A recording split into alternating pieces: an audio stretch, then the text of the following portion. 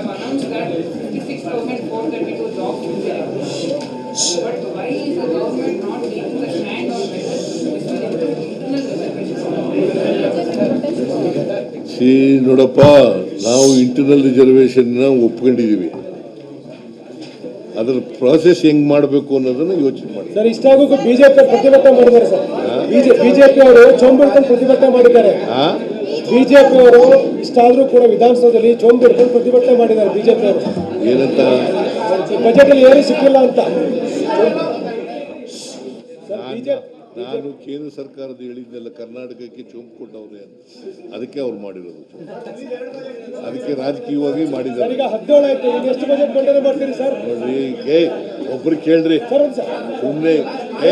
ಯಾವನ ಒಬ್ಬ ಅವನು ತಡೆಯ ಸರ್. ಈಗ 17 ಬಜೆಟ್ ಮಂಡನೆ ಮಾಡಿ ದಾಖಲೆ ಮಾಡಿದ್ದೀರಿ ಸರ್. ಈಗ 17 ಬಜೆಟ್ ಮಂಡನೆ ಮಾಡಿ ದಾಖಲೆ ಮಾಡಿದಿರಿ.